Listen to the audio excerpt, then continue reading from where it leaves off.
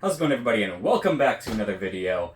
As we start to hit October, it is about that time where I've already started buying the Halloween decorations, watching the Halloween movies, and we might as well go over some Halloween horror books. Now, for the most part, I am not really a horror collector, mostly because I just try to focus my collection on the superhero aspect for now. There's a lot in that genre that I do love, between the artists, the artwork, the themes. It's right up my alley, and I haven't fully decided how much I'm gonna go into it, because it's very easy to start out collecting one thing, and before you know it, you're collecting 20 things, you're unfocused, your room is full of all kinds of things you never thought. So for the most part, I haven't fully gone into the horror genre, but there have been books that have popped up in certain claim sales, spur of the moment, in person, that I could not resist, and I do have a very small horror collection. And some of this is going to be kind of a double dip for books if you guys checked out my last video, because I am going to go over my House of Mystery, House of Secrets, Tales of the Unexpected, as well as some random ones here or there. I'm going to skip over any books in that run. I think particularly House of Mystery, when it was still kind of some superhero books, I have a few of that I'm going to skip over and just get into the ones when it started leaning more into that horror aspect. So hopefully, I'm sure you'll see a lot of books you're familiar with, some books you might have never seen before, which is always the goal. So let's crack into this box and see what we've got. So as I mentioned, anybody that checked out my last video, you're going to notice some double dips like we have with the House of Secrets, issue 86. This is a book that I mentioned my weird little niche is I love doll, puppet, mannequin, marionette covers, and this one fit into it beautifully. Besides that, I just love all of the detail and the work the artist put into this beautiful book. Next up, I have House of Secrets 87. This is one of the coolest robot covers I have seen, and a lot of you guys gave me some amazing recommendations in my last video about books I might like. One of you that reached out about robot covers, this is one I had brought up. I can't thank all of you guys enough for the amazing suggestions, so hopefully in some of these books you see today might be something you guys are looking for. And this one is going to be frustrating, because I know this book is a classic book, but I cannot remember the issue number off the top of my head, and as you'll see in the top corner, it is missing it. It is chipped away. It's really going to frustrate me that after the fact I'm going to know exactly what this was. But once again, here we have another beautifully classic horror cover from the House of Secrets title. And then House of Secrets number 90 kind of sticks with that theme of the frightened woman running away down a pathway from the spooky house, kind of one of Neil Adams' trademarks that he carried through a lot of his titles. So another awesome one here with the monster hands reaching out in the foreground. And again, I love everything about the Halloween horror season, so that's kind of when it makes me nostalgia to go back through this box, look at my books again. This is the problem when I get a hankering to start buying these books, and I'm so torn on whether or not to resist or not. Then we have House of Secrets, issue 104. This one is just very simplistic in a beautiful way. Good use of color, good use of space, just that wide open sky, this man jumping to his death after this ghost woman. Awesome cover. House of Secrets, issue 109, a beautiful Nick Cardy classic. Nick Cardy, again, is one artist that I could not believe I did not discover sooner. I love his work on so many titles, his horror, his Aquaman, beautifully underrated just in the fact that I had not heard him pop up. I know that once people are into comics, you discover him pretty quickly, so I am happy that I did as well. And the last one we're going to see from the House of Secrets is issue 117. Anybody that checked out my last video again will remember this cover. Awesome voodoo dolls right in the forefront here. Again, I wish the dolls had a little bit more detailing to them. They're a little simplistic, but still awesome cover for the season. Alright, now as we kick it off in the House of Mystery title, as I mentioned before, I skipped over I think 4 or 5 books that I have because they were still more of the superhero before it started getting into the horror aspect. But this is the first one I'm going to say really starts dipping its toes in that I own with issue 173. This awesome Will He Dial G for Good or E for Evil. I love this all black cover, the contrast between the devil side to the good side. Awesome cover. And then with the House of Mystery issue 174, I don't think there is anybody that is in the horror genre that does not know what this book is. This is one of the most iconic, the most collected. It is just amazingly spooky. And then you have the riff on it later on with kind of Batman looking in, a little afraid also. You have just those glowing eyes and that hand beckoning these kids in that you can't even really see their expressions, but you can just feel the fear in their posture at this ghoul, this ghost, this monster trying to lure them in. This is one of those cases where more is less, and it is that imagination of what is in there that really does a number on you. Then we have House of Mystery, issue 191.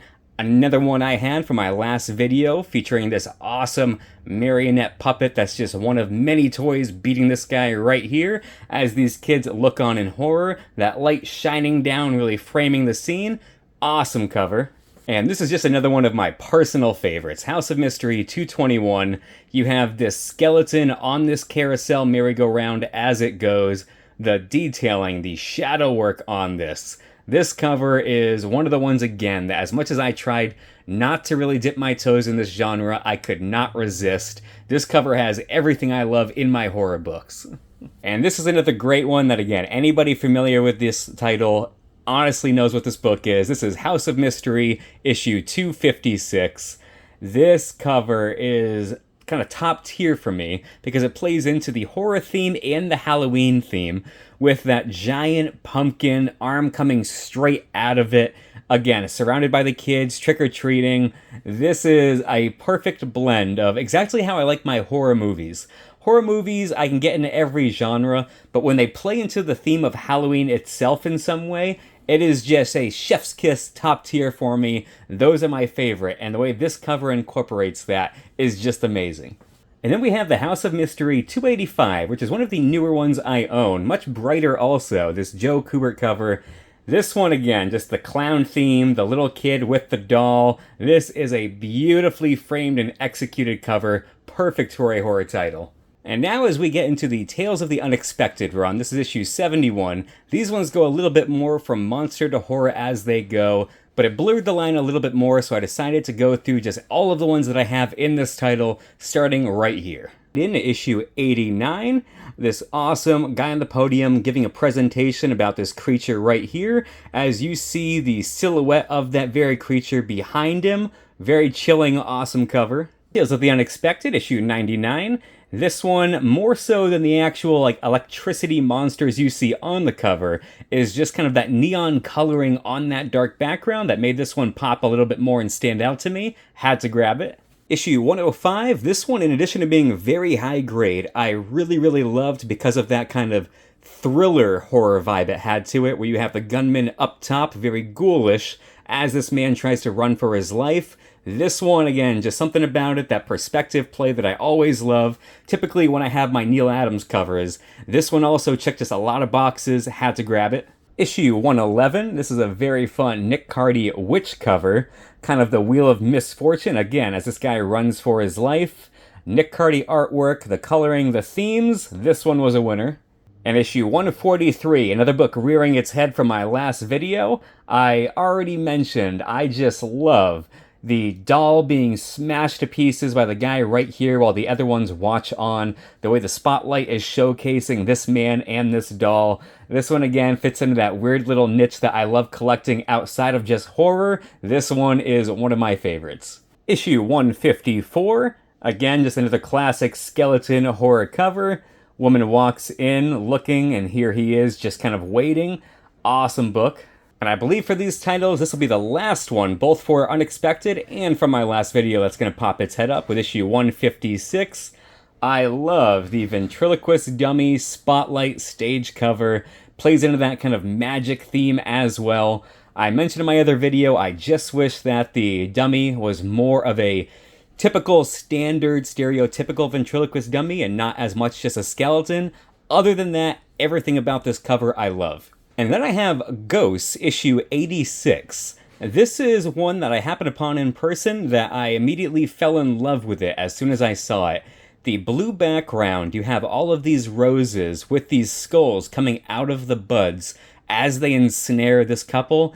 This book was just beautiful, plays into that horror theme with something that should be beautiful, and it has kind of that horror aspect coming out of it that makes it a little bit more chilling. This book is awesome. Then I have Secrets of Haunted House, issue 43. This one is more of the detail work than it was anything else. The way this guy is being buried alive by these monstrous plants right here and is just slowly becoming one with the ground while this house burns in the background. This book just caught my eye and I had to have it. Then we have Weird Mystery Tales, issue 9. This one I just love about the contrast of this monster strangling this man off to the side right here, as this seemingly innocent boy just looks off as it happens. The contrast between his very calm, very creepy, smiling demeanor to what's actually happening in the scenario is just one of my favorites. Next up, we're going to start dipping our toes into The Phantom Stranger with issue 17. As this man runs away from the train, that evil face. The thing I love about the Phantom Stranger covers is that just his shadow is always present, sometimes less obvious and hidden more than others, but the detailing and work in these covers is beautiful. We have issue 18, and I am a sucker for any kind of ocean water cover, especially when you incorporate monster or horror themes in it. So this one again was just an obvious one. This one kind of goes against what I was saying before, where instead of kind of a hidden shadow or silhouette of the Phantom Stranger, you have him right on the boat with this woman as they're dealing with this ghostly sireness. Awesome composition. Then we have issue 22, and again, now you have a shadow up in the sky behind this castle right now. This beautiful Jim Aparo cover of this figure carrying this woman towards it has all kinds of the old school Universal monster creepy horror vibes. In addition to a couple other books, this is one looking at it now that I can't believe I missed and I'm kicking myself, because here you have issue 29, and it looks like we have a little voodoo doll monster right here that's kind of turning the tables and attacking the man instead of him being stabbed and used. So this cover, obviously I like it because it plays into that doll theme. And it's the Phantom Stranger. You have his kind of smoky silhouette in the background. Awesome one for my edition that I cannot believe and it did not add it to my last video. And now I have one random issue of Werewolf by Night number 9. This one I remember popped up in a claim sale and I liked it because yes, it plays into kind of the horror themes, but the way that you have the above and below of this street, of what's going on above and the sewers, you have all these rats, the water. This one again, I couldn't resist it, I had to grab it. And then I have Giant Size Werewolf, number 2. So this one again, I love the Universal monsters on top of it and everything that's happened since then. So the fact that you have the werewolf versus Monster Frankenstein right here on the cover, it is just everything about that classic horror that I grew up with that I love. And then we have Dead of Night featuring the Scarecrow, issue 11. This one actually might even be the first appearance of Marvel's version of the Scarecrow, this character. Don't quote me, but I believe. But Scarecrows, again, are just, I have a soft spot for, along with everything I've already mentioned. Something about, when done right, just the creepiness of them, that they're always out there, very human-esque, but if they were to come alive, there's always like that creeping fear when going through a cornfield. Not that anybody really has them anymore, but still, it's a really awesome concept. This is just a random book. I have Splatter issue 8. This popped up in a claim sale again. I just loved the fact that it reminded me very much of the Joker, but in a much more extreme horror-esque style. So I don't know why. I saw it came up, I grabbed it. Now, this next bunch of books you guys are going to see is a title I discovered fairly recently that is actually, honestly, between the artwork and the story, it is a really fun, awesome, good read, and I highly recommend it to everybody that's kind of looking Walking Dead-ish, but with a lot more fun. So you're going to be seeing The Colonized, Zombies versus Aliens. And there's some double dips because I have the main run as well as the variant covers that are just as great. But these ones, the artwork, the story, it is fun, it is cool. I would love if they actually continued this. Maybe they have and I haven't heard about it, but these books I highly recommend. Alright, so we're going to blow through all of the main covers first, and then we'll go through the variant covers. So here you have issue number 2. And again, the style is very distinct. The coloring, the palette that they used, very distinct. I love it. Every single cover for both the regular and the variants, they are all just knockouts. Issue number 3, and again, with the subway train, I just love the blend of horror and humor they have with this zombie versus alien concept. Really awesome books. Issue number 4, and this one right here, again, always reminds me of the old school Dawn of the Dead, Night of the Living Dead, just the way you have that perspective hordes coming at you. I love this series. All right, so now we have issue 1 again, but the variant cover. So while again a different style, still just as good. The way that they use for a lot of these artists, a lot of the dark shadows that give you that creepiness factor with horror, I love the artists that they chose for each of these variant covers. I do have a favorite that we'll get to, but all of them are knockouts in my opinion. Issue number 2 variant cover, again, just the close-up of the detail on what those aliens look like with just the zombie kind of shoving his face back with a hand coming up. Awesome, awesome, awesome. Issue number 3 variant, where the alien becoming the zombie. Awesome blend of the two different character designs that they chose for this mashed up into one. And it's amazing that while each one has various artists, they all very similar. Like, none of them go too extreme.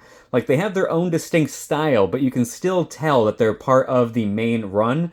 But my personal favorite for the run has to be issue 4, Franceville right here, whose artwork lends to that old school kind of 50s and 60s horror poster style of just bold color, bold lines, that great use of black and darkness, the half alien, half zombie, the moon ticking up with a title card right below.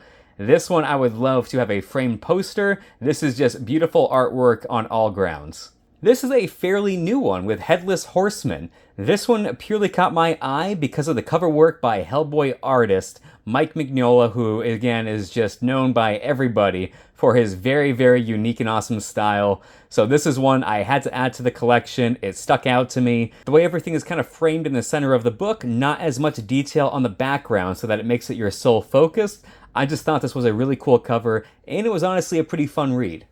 And now we have American Psycho, and this book with this cover, for complete different reasons of everything else you guys have seen up to this point, is one of my favorite horror comics that I have. Everybody that's seen that movie knows the iconic business card scene, and the way that this one really plays into that, where the entire cover is also a little thicker of stock also, and it is just his bloody business card, Patrick Bateman, Vice President. This is a very smart, a very fun, clever cover, and it is one of my favorites I have for the horror genre. And now we have two of my favorite things, which is American Vampire and Bernie Wrightson, which he popped up a little bit earlier, I didn't mention it, but this is one of my favorite covers just because, again, it plays with that creepiness of that deep underwater theme that I love. You kind of have this mass graveyard under the water this vampire is coming out of with this diver. This is just amazing. Bernie Wrightson, always known for his detailing. Of course, he's famous in the horror genre. But American Vampire is also one of my favorite titles that Snyder has done.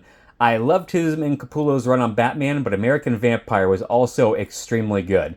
So the fact that we have an awesome Bernie Wrightson horror cover on the run, I had to grab this book. Alright, the last series of books I have to share with you folks today. Let's kick it off with Freddy vs. Jason vs. Ash, issue number 1. These, I believe it was Mint Hunter Comics, had the whole series in near mint, high grade, up for sale. I had never seen them before then, but I had to grab them. Being a awesome horror buff, I love all the Nightmare on Elm Street movies. I love all the Friday the 13th movies. I love the Evil Dead movies. And even the bad ones in the middle of most of these franchises, I get some enjoyment out of. You have the iconic, you have some classics throughout, you have some really terrible ones, but I have fun with all of them. So when I find out there was a comic that had all three of these into one, I knew it was a bundle I had to grab. Then we have issue number 2 with this massive Freddy head, Jason coming out of one eye, Ash coming out of the mouth. All of these covers lend beautifully. While it is horror, they made the most out of every single one of these covers. Issue number 3, while you have Ash and his chainsaw in the background, you almost have like a little spider monkey Freddy on top of Jason fighting in the foreground. Beautiful cover. Issue number 4, this one, while very simple, I just love the way you have that light green to green fading on one side, and a Freddy's very clear nightmare red down at the bottom. Good use of color and composition. Issue number 5. Now this one, again, this one and the next one, which is the last one, are probably my two favorites. With Jason and Ash duking it out in the muddy waters of this swamp with the decaying house and shack in the background. Freddy's maniacal face and smile watching over the chaos.